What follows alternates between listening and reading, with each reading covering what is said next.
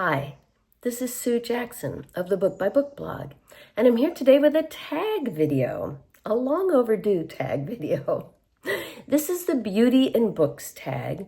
It was created by Ruben at To Readers It May Concern and by Emily at Campusland 87654, and I was tagged way back in January by Ellen Made Book Club. So thank you for your patience, Ellen, and I am finally getting around to it. And I know I have others on my backlog as well. I'm trying to work from both the recent and the long ago, so hopefully they'll meet in the middle. So this is a very simple tag, all about beauty, different kinds of beauty in books. So the prompts are really succinct. So prompt 1, beauty in concept. I chose Life After Life by Kate Atkinson. I think it is a beautiful concept. It is unique. It is engrossing. It's about a woman whose life keeps repeating. Every time she dies, and she dies a lot, she starts over again as a baby. Over and over and over. It's also beautiful what she ends up doing with this unique life. I love this book so much that during my recent trip, I was in a bookstore in Texas with a good friend, and she was looking for a good book to read. And when I told her about this, she picked it right up. I need to check with her and see if she's read it yet. So definitely a beautifully conceived book.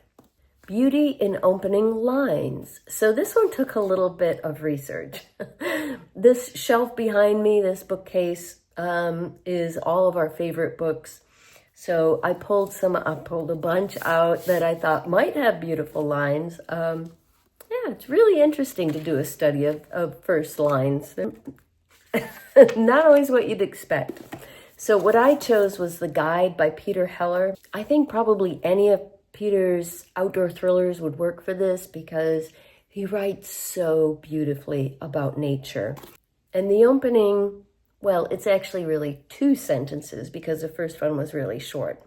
But the opening 2 sentences are just beautiful and give you a hint of the nature writing that's ahead.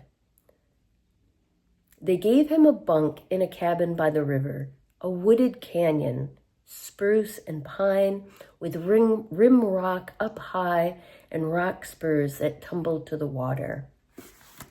Definitely makes me want to read more. Prompt 3, beauty in character. For this, I chose 2 books about the same characters, The House in the Cerulean Sea and Somewhere Beyond the Sea by T.J. Klune, because Arthur and Linus as well are both beautiful people. They are warm and loving and tender and so generous with their time, with their love, with their lives.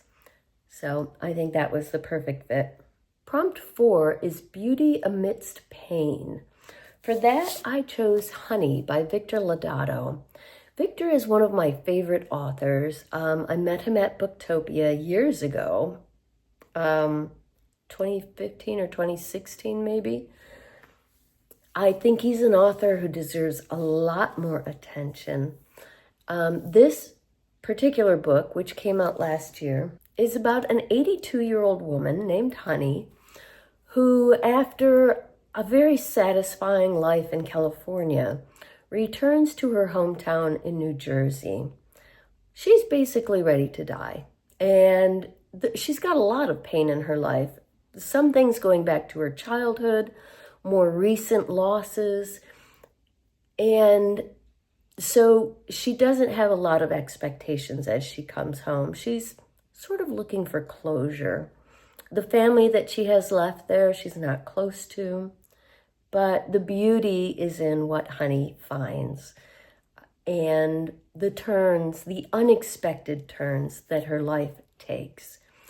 This is a beautiful book. Victor's writing is just amazing, and he creates such wonderful characters. also loved his earlier novel, Edgar and Lucy.